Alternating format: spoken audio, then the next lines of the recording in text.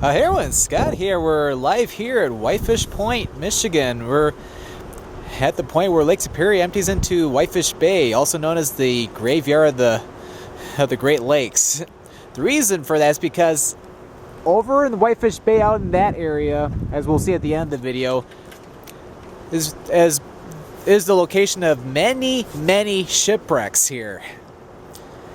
Yeah, it's a pretty nice afternoon here. It's mostly cloudy, although the sun is peeking out here and there. It's on the cool side, and got quite a bit here. Got the Great Lakes Shipwreck Museum. I'm actually going to go in there first. But really quick before we do, take a look. This is the Whitefish Point Light Station, or Lighthouse. This was built back in 1849. Although it was originally a stone tower, actually, in 1861, they replaced it with the steel tower that you see today, and it's been automated since 1971. But yeah, this site around here is actually used to be like when it was first founded and they built the lighthouse. This is where a Jesuit missionaries actually did some trading with some of the American Indian tribes, such as like the Ojibwe or Chippewa Indians. But yeah, a lot of great history in here. But yeah, I'm gonna go into the Shipwreck Museum first, especially because that's actually where I can buy the admission tickets. Because I'm not sure if we're allowed to walk around the grounds for free or not, so I better play it safe. Alright, so let's go check things out. And we made it inside the Shipwreck Museum, and pretty cool in here. And this is the bell from the Edmund Fitzgerald.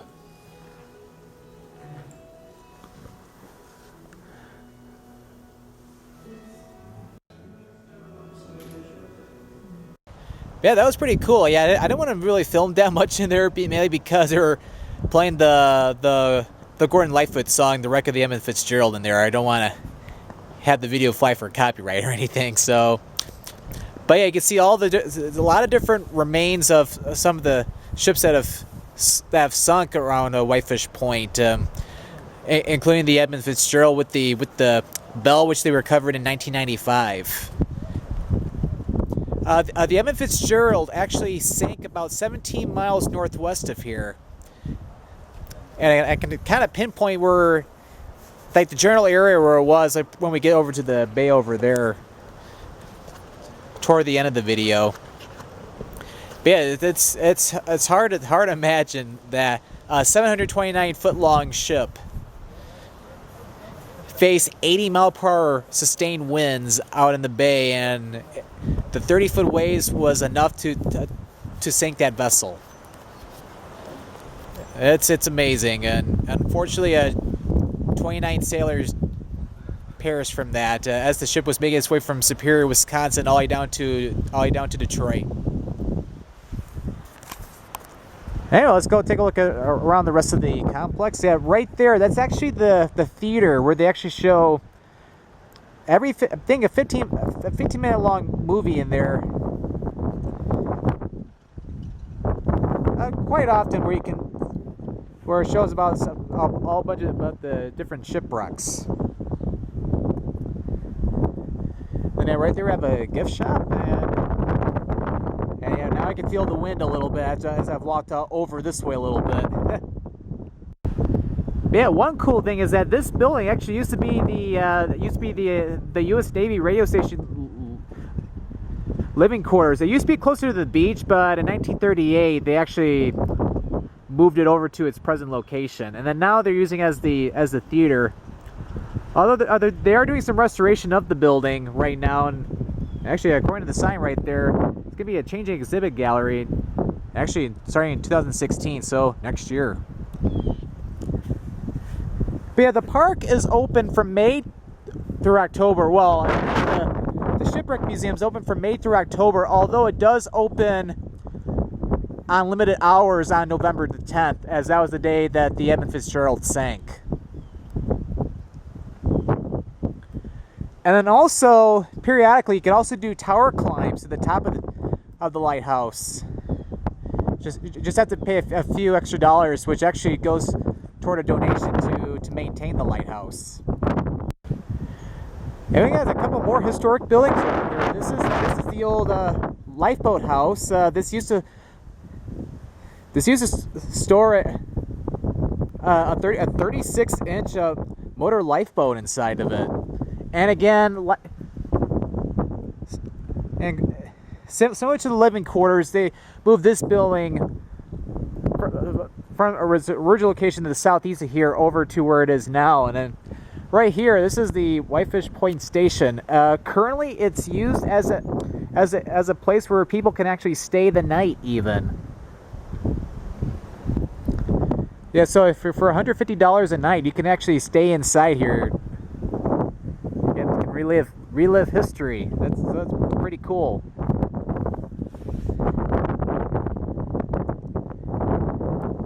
And then here's the lighthouse itself.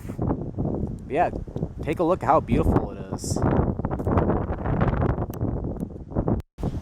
Yeah, I actually went inside the old lighthouse, and a lot of great history inside there. Didn't really want to, not sure we're allowed to film in there or not, so I played it safe, but definitely really cool to check out. And yeah, take a look at this. Look at the bottom of the steel tower.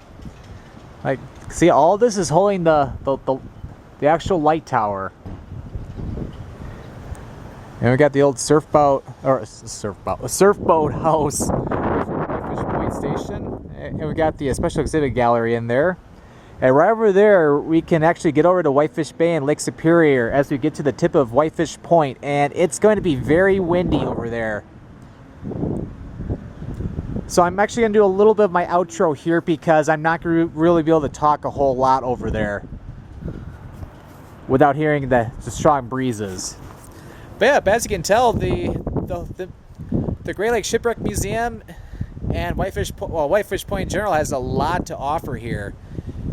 As we have the Shipwreck Museum, although you can't really see it from over here. We got the Whitefish Point Light Station. Got a gift shop where you can get some fresh fudge. And then coming up shortly, we're going to be able to see the lake itself. And then a little fun fact too. Yeah, it's already getting windy. That might shelter things a little bit. I'm using my hat right now as like a windshield. No reference to a car's windshield.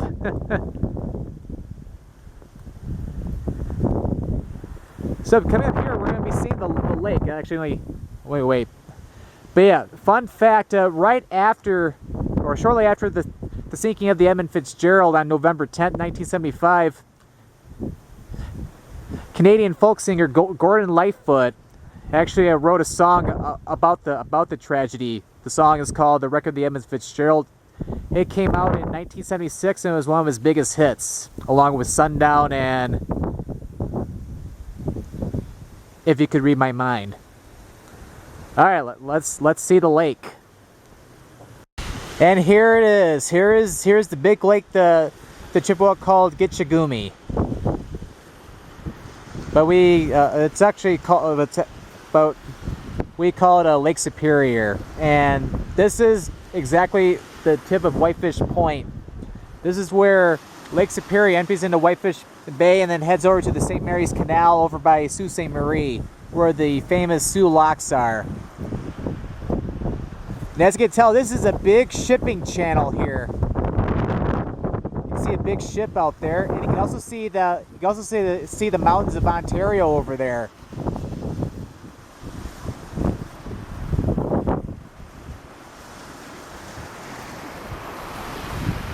Yep, very cool. And then yeah, we can walk down to the beach too. Oh, and over there you can see another ship. The good news is that although the lake is a little choppy, it's not terribly bad. So the good thing is I don't expect any any type of weather conditions faced on November 10th, 1975.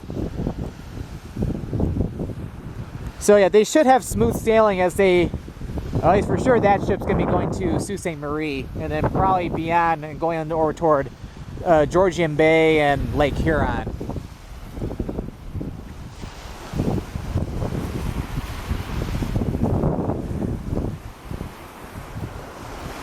But yeah, it's Lake Superior is quite beautiful, or as I like to call it, a beautiful menace. Because although the lake is very pristine and beautiful, at the same time it has claimed the lives of many sailors, as there are numerous shipwrecks along in here. I just think, yeah, the Edmund Fitzgerald actually sank about 17 miles northwest of here.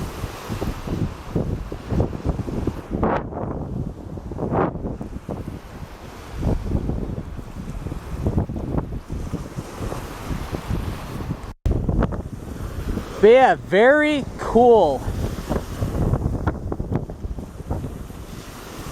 That's pretty cool too. That yeah, it's pretty clear to where you can see the mountains over on the other side of the lake, or the bay, technically.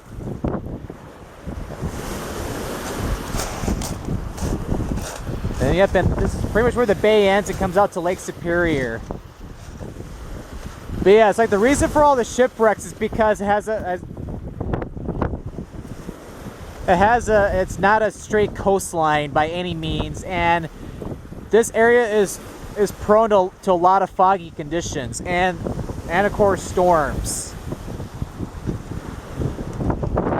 So that's why having the lighthouse is very important.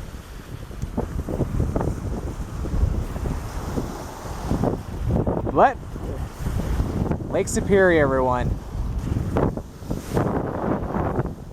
Thank you for watching today's video here at Whitefish Point. This is Scott signing out.